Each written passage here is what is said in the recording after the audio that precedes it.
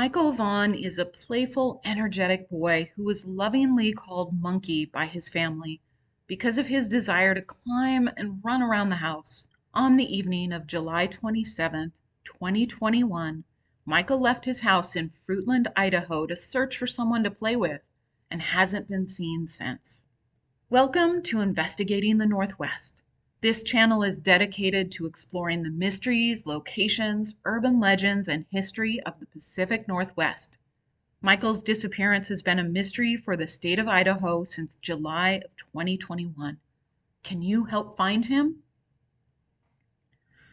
Michael Joseph Monkey Vaughan was born on June 24th, 2016, and he was 5 years old at the time of his disappearance. He was born to parents Tyler Vaughan and Brandy Neal.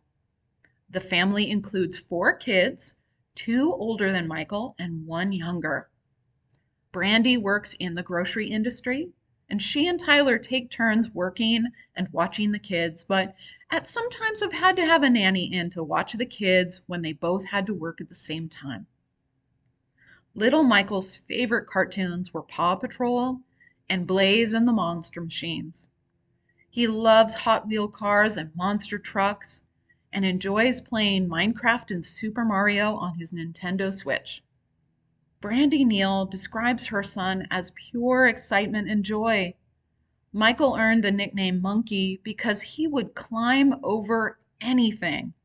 Baby gates and the furniture. He was always moving, always climbing, and no lock could keep him in.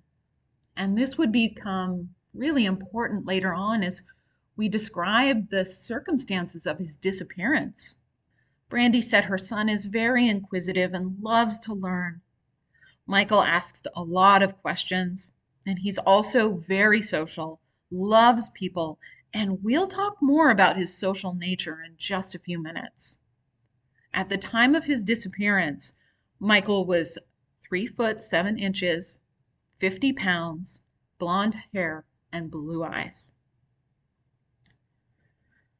Michael went missing near his residence on Southwest 9th Street in Arizona at approximately 6:30 to 7 o'clock on July 27th, 2021. That morning, Michael had Pop-Tarts for breakfast and was on the couch playing the Nintendo Switch, which is a handheld gaming device. Brandy kissed him goodbye before she left for work. Her shift that day was from 12:30 p.m. to 9 p.m., and she was on her 8th day straight because it was a new job and she really wanted to show her dedication.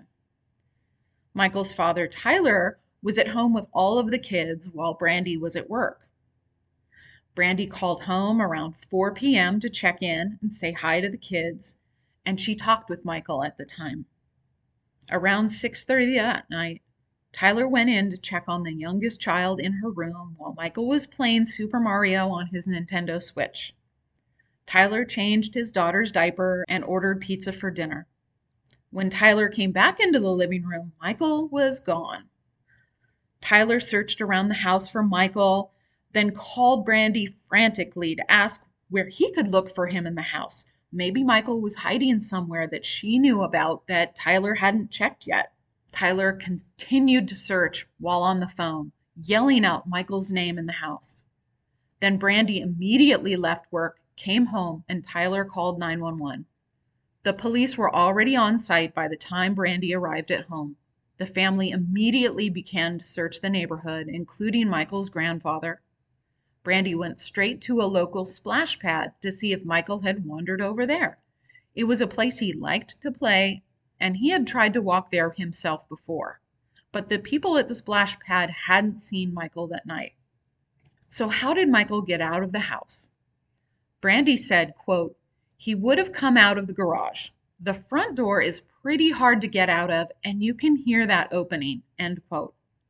He would have had to exit the double doors into the backyard, which the family kept unlocked so that the kids could go back and forth from the backyard to play. From the backyard, he must have gone into the garage and out the side garage door, which Michael has done in the past. Brandy says Michael was looking for older neighborhood kids with whom he could play. Brandy said that Michael had knocked on 3 neighbors' homes asking if the kids were there to play with.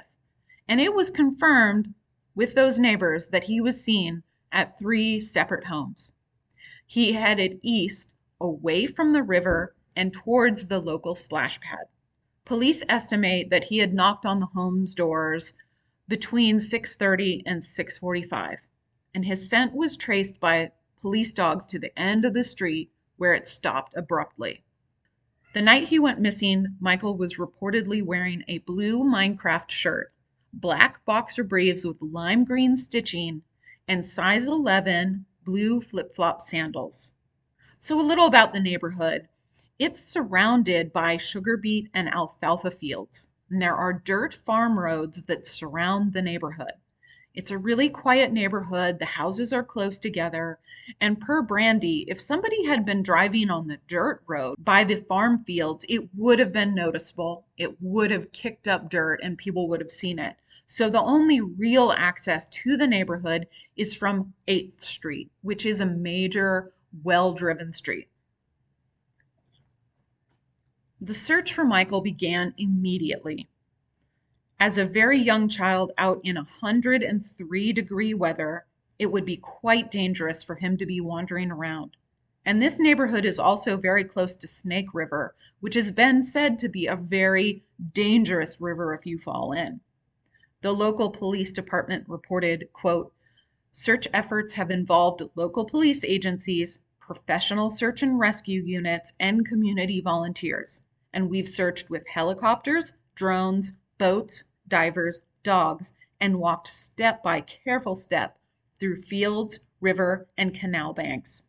They have scoured 3,000 acres of land in rural western Idaho, 29 miles of riverbank, drained canals, and combed through dozens of files of security footage." End quote. The search included the FBI and the Idaho State Police as well. All town residents were asked to search any sheds, vehicles, boats, and any area on their property that a 5-year-old might hide in. The town of Fruitland and the neighboring towns were searched thoroughly, and they could not find Michael. Of course, one early point of contention in the investigation was the lack of the Amber Alert. At 8:30 p.m., an endangered child alert went out, but without proof of an abduction, police could not get an Amber Alert approved. At this point, Michael still could have wandered off. Without a suspect, vehicle description, or eyewitness to an abduction, Michael's case did not meet the criteria for an Amber Alert. Fruitland is a small, close-knit town with a population of a little over 5,000 people. That's a fairly small town. But this entire town came together to not only search for, but provide support services, resources, and food for the searchers. This is not a huge town, and this disappearance struck them to the core. One report said that on Michael's block, only one house had a Ring doorbell camera at the time he went missing. And that's why we don't have video footage of Michael's trip down the street. Afterwards, homeowners were buying and installing cameras to protect their homes. Over time, a reward has grown to over $52,000. It has occasionally been offered with sunset deadlines for information leading to Michael. A sunset deadline is said to increase the urgency and inspire people to provide tips in a quicker time frame. If the reward expires, it's best to speak up as soon as possible. During the months that followed, the police collected as much digital evidence as they could, and this led to some important clues. In October 2021, video surveillance near the splash pad led police to issue photos seeking 2 different vehicles and 2 men seen leaving the area at the time. The cars were a blue Dodge Avenger and a white Honda Pilot. The Dodge Avenger has been identified and cleared, but police are still looking for the owner of a 2016 to 2020 white Honda Pilot seen leaving the area right after Michael was last seen. It was spotted on 8th Street driving past the splash pad. Now remember, police estimate that he went to 3 houses between 6:30 and 6:45 p.m. And the timestamp on the picture of the white Honda Pilot leaving 8th Street is 6:47. As of May 2022, the police are only seeking information about the Honda Pilot. There's no confirmation that they identified the two men in the surveillance footage, but they're no longer asking for people to identify them. What are the theories in this case? What could have happened to Michael that evening? The first theory is always the first to be examined when a child goes missing, that the parents had something to do with it. Although the police has never officially stated that Michael's parents are not suspects, they do state that both parents have been 100% cooperative. Brandy has a clear and solid alibi for that day. She was at work. Now, Tyler has received many accusations since Michael disappeared. He rarely speaks out in public or to the media and has received some backlash for that. But consider that he was at the house with 4 children, 2 of them in their teens. It would be difficult for Tyler to take Michael somewhere between 4 and 6:30 without the other children noticing something unusual going on. And please keep in mind that it's highly likely that Tyler is suffering from a tremendous amount of guilt because Michael went missing while in his father's care, and that has to weigh on a parent like nothing else. Right from the start, the family started receiving accusations that they had something to do with Michael's disappearance, and this has really, really hurt the family and the children while they're attending school. So far, the police have not indicated that the parents have had anything at all to do with Michael's disappearance. The second theory is that Michael wandered away from the neighborhood, got lost, and succumbed to the extremely hot weather in July. This has been ruled out due to the swift and thorough search by multiple law enforcement agencies and the town residents. The police were on scene and people were searching before Brandy even got home. If he had wandered off, law enforcement believes he would have been found. The third theory is tenuous, that this was an abduction by distant family or an acquaintance of the family. However, there has been no indication from the police that this is the case at all, and Brandy is adamant that no one they know of could have taken Michael. The fourth and final theory is the one police have endorsed as most likely, that this was a stranger abduction. Could a predator passing through have picked the boy up and hit the road? Police say it's possible. Quote, due to the fact that we've conducted multiple searches with every tool available to us with no success, it increases the possibility that Michael was abducted, Chief J.D. Huff of the Fruitland Police Department said, end quote. Plus, Brandy has also stated, quote, I have a feeling someone may have been watching us. That's my feeling. That's my mama's heart feeling, end quote. Michael was seen knocking on doors down his street to where the scent dogs lost his trail, and he never made it to the splash pad. It's likely that someone picked him up either on Washington or 8th Street and then left town. Right now, identifying the white Honda Pilot seen leaving on 8th Street is extremely critical. Where does the investigation stand today? As of May 2022, police have received nearly 1,000 leads, with the majority of them cleared. Police say that the white Honda Pilot, quote, has not been confirmed as identified, but we feel strongly that we know who it belongs to and will continue to seek information on that vehicle, end quote. Now, in response to the lack of the Amber Alert in Michael's case, on April 27th, 2022, Idaho Governor Brad Little signed a law that creates an enhanced missing persons alert statewide and beyond. This is the Endangered Missing Persons Alert, and otherwise known as Senate Bill 1378. This bill adds to the existing alert system, enabling the current system to communicate with neighboring states. This new alert system would expand the communication of alerts for all missing endangered adults and children. So even now, Brandy will sleep in the living room just in case there's ever a knock on the front door during the night. Maybe Michael will come home one evening. How can you help? This is the most important part of this video. How can you help? Well, first, if you think you see Michael Vaughan, call 911 immediately.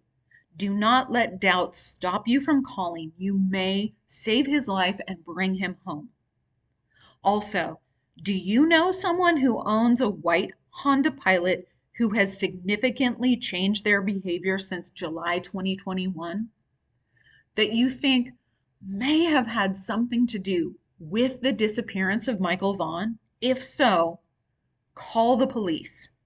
Tips can be sent to findmichael@fruitland.org or to Crime Stoppers 343cops.com, and tips may remain anonymous. Or you can call the Fruitland Police Department, the Idaho State Police Department, or the FBI. Thank you so much for taking the time to listen to Michael's case. This is a recent case, and there is still a chance that Michael is alive and can be brought home to his family. Sharing information about Michael, sharing this video, sharing his missing persons poster, and sharing a picture of the white Honda Pilot is extremely important to spreading communication, getting Michael's information out there, and getting more leads that the police can work with. Also, if you're interested in learning about the mysteries of the Pacific Northwest, of exploring fascinating locations and discovering local legends, please do subscribe to this channel and hit the notification bell to receive an email when a new video is released. Thank you for watching.